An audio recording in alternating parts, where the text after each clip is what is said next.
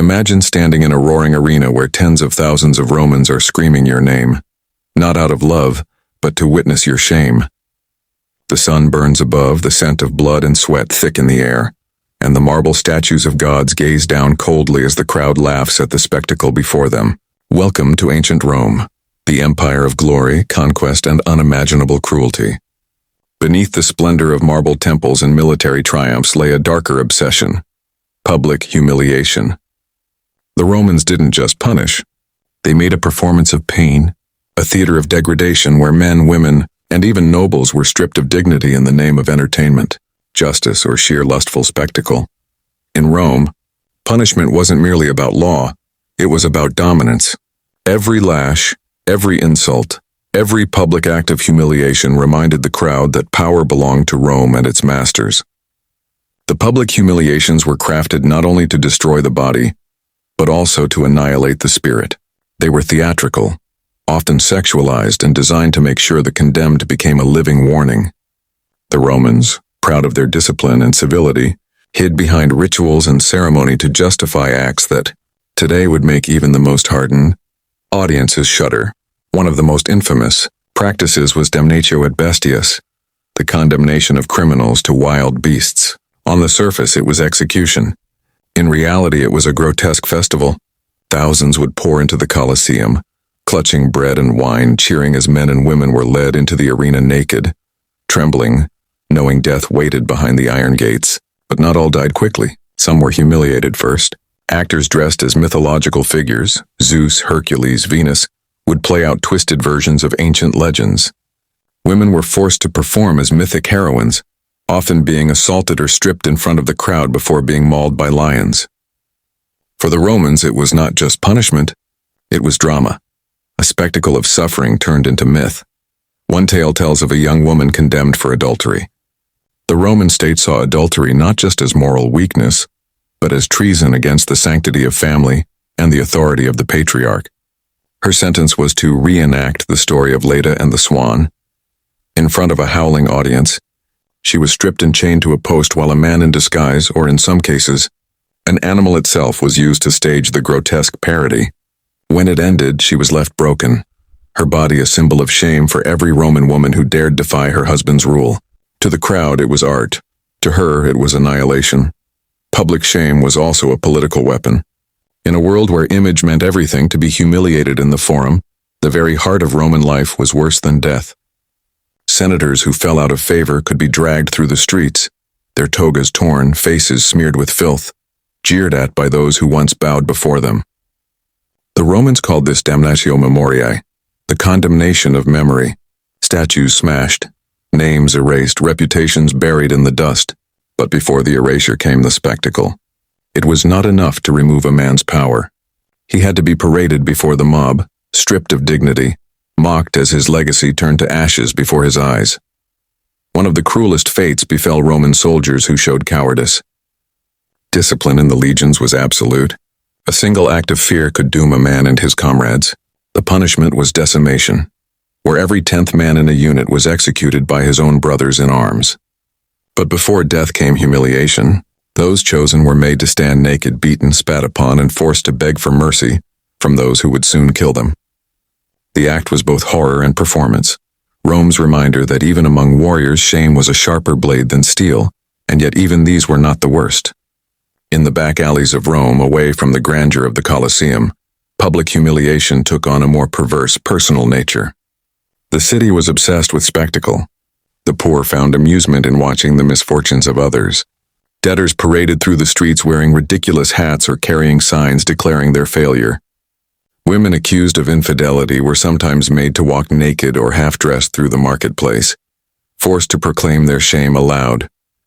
The laughter of the crowd was cruel and intoxicating, and for a society addicted to control, such acts reaffirmed the hierarchy. The powerful remained untouchable, while the weak became entertainment. Roman rulers themselves were not immune to this obsession with public degradation. Emperor Nero, infamous for his depravity, turned humiliation into an art form. He staged bizarre performances where nobles were forced to act in obscene plays, their reputations shredded as they obeyed his every twisted command. In one notorious spectacle, Nero dressed as a wild beast and hunted bound prisoners in the gardens of his palace, mimicking the games of the Colosseum, but in a setting far more intimate and grotesque. For him, power was proven not by mercy but by how completely he could destroy another's dignity. For common criminals, the punishments became carnivals of ridicule. Thieves were crucified, but often in humiliating positions or with mocking signs hung above them. Drunkards could be tied to barrels and rolled through the streets while children jeered. Prostitutes were painted or tattooed with symbols of their trade, forever branded as outcasts. And slaves, the lowest of all, were subjected to endless mockery, forced to perform sexual or demeaning acts for their master's amusement, or paraded during feasts as living ornaments of humiliation. What made these punishments truly terrifying was that they were public. The entire city became a stage. To the Roman mind, shame was a disease that had to be displayed, not hidden. If someone defied the empire's order, their suffering needed witnesses. The crowd's laughter was part of the punishment, a weapon that cut deeper than any sword. The more the people laughed, the greater the empire's control appeared. But perhaps the most perverted form of humiliation lay in how Rome used myth and religion to justify cruelty. To the Romans, punishment was sacred, an offering to the gods of order. Executions were often wrapped in ritual. The condemned might be dressed as sacrificial victims, their death symbolizing the cleansing of sin. Even sexual humiliation was given divine meaning. Offenders were said to offend Venus or Mars, and thus their punishment restored cosmic balance. In reality, it was simply barbarity disguised as faith. The Vestals, Rome's sacred virgins, were among the few women with power and respect. But if one broke her vow of chastity, her fall was spectacular. She could not be executed directly, for that would spill holy blood. Instead, she was buried alive. The ritual was meant to preserve her purity even in death, but, in truth, it was an act of sadistic theater. She was led in a solemn procession through the city, dressed in white, her face pale as marble, followed by priests chanting prayers. The people lined the streets watching silently as the once revered woman descended into a pit, where she would starve to death in darkness. It was public humiliation cloaked in religious ceremony, the empire's cruelty masked by sanctity. For those of lower birth, humiliation was far less ceremonious. Slaves accused of theft could be forced to fight in mock battles or serve as human furniture at noble feasts. There are records of slaves made to kneel as tables while their masters dined, or to hold candles until their hands blistered and bled. One infamous feast under Emperor Caligula saw servants stripped and painted gold to resemble statues, frozen in place as the emperor laughed at their trembling bodies.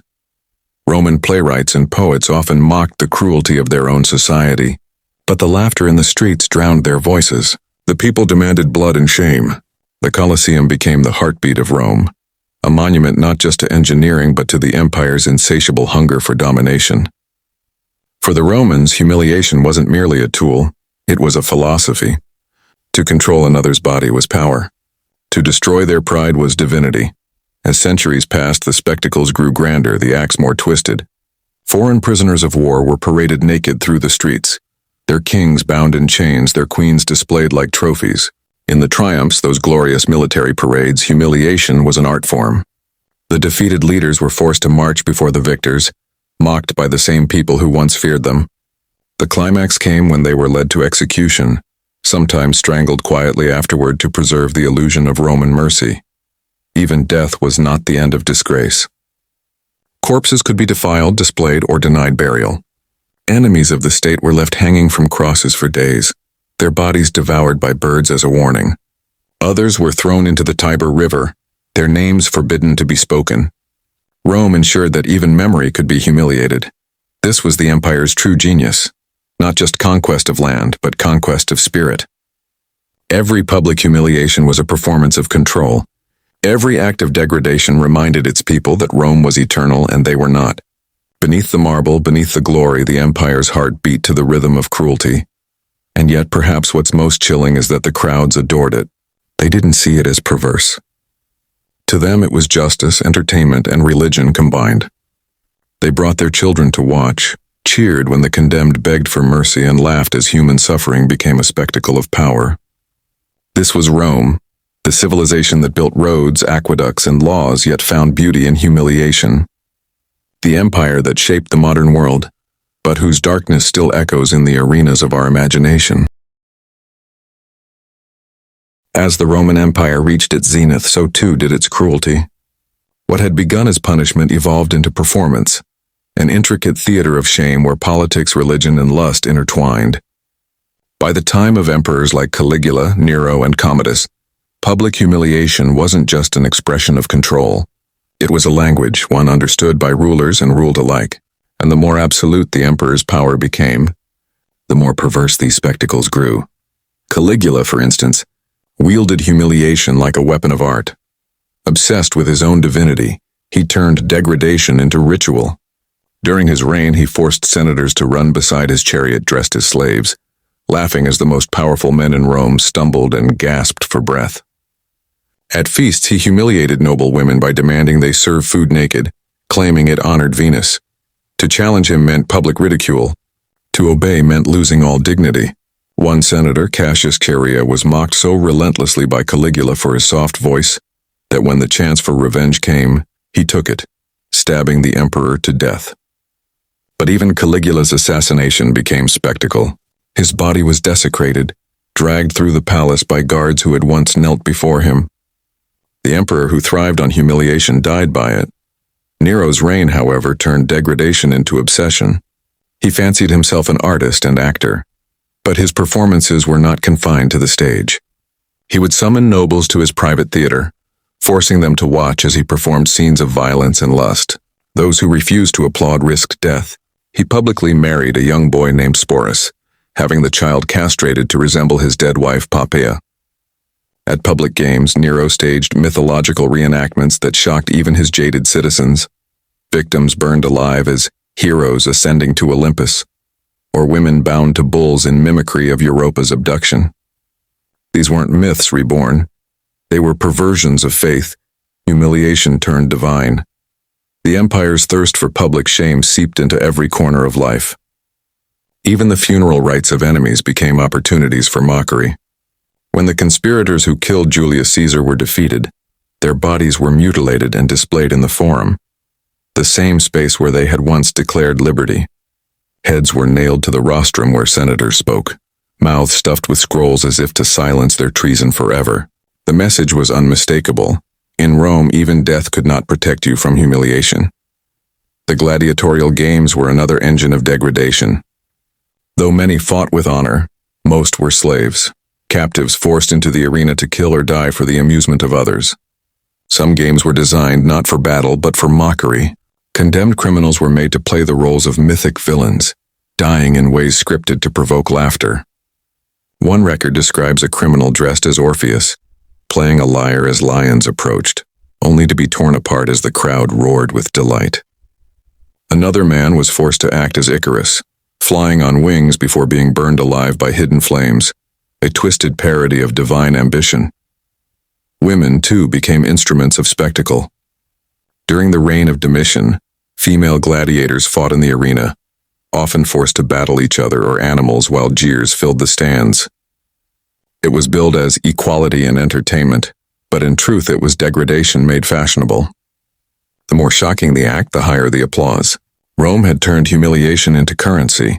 Even religion offered no refuge. Pagan rituals that once symbolized purity became excuses for sadism.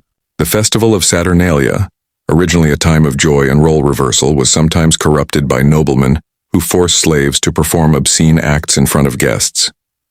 During triumphal games, captured priests of foreign gods were mocked, their sacred symbols desecrated. In Rome's eyes, humiliation of others was proof of superiority, a display of divine favor. The practice of parading the defeated reached its grotesque peak during Emperor Aurelian's triumph over Queen Zenobia of Palmyra.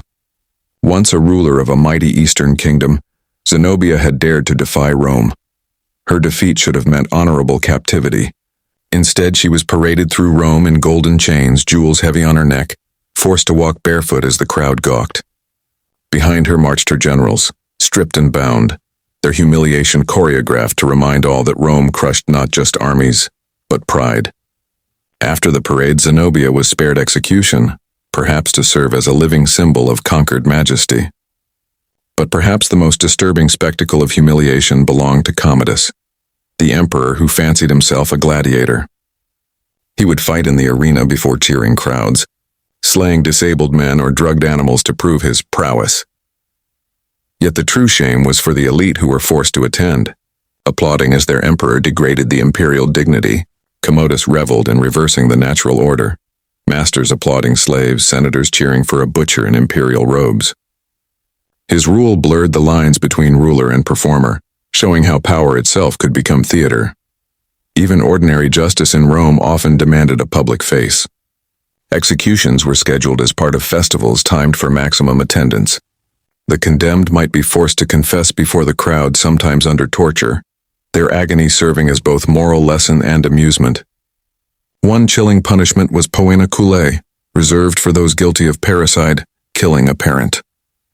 The offender was sewn into a sack with a dog, a rooster, a viper, and a monkey, then thrown into the river. But before that, they were paraded through the streets, mocked and beaten, their face covered with a wolf mask to symbolize the betrayal of family. Every step was designed to strip them of identity before drowning them in disgrace. As Christianity spread, Rome's obsession with humiliation only deepened. Early Christians, seen as enemies of the gods, were executed publicly, often mocked as cowards before being thrown to beasts. Women were especially targeted, forced into degrading spectacles meant to undermine their faith. Yet in death they found defiance, meeting their tormentors with calm smiles that unnerved the crowd. Ironically, the very empire that used humiliation to break spirits unwittingly forged martyrs whose dignity outlived Rome itself. When the empire began to crumble, the games grew bloodier, the humiliations more desperate. The populace, hungry for distraction from famine and decay, demanded ever greater spectacles. In the final centuries, arenas across the empire echoed not with victory but with madness. Executions staged as theater, citizens degraded for crimes as small as theft or dissent. The line between justice and entertainment vanished entirely. Historians later tried to paint these acts as products of their time, reflections of Roman pragmatism and discipline. But behind the marble facades and noble ideals, the truth remained. Rome's greatness was built not only on engineering and conquest, but on humiliation.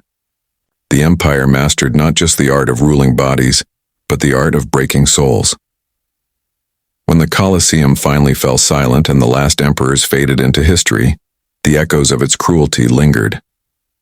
The arenas of shame had shaped a culture obsessed with spectacle, a legacy that in subtle ways still survives.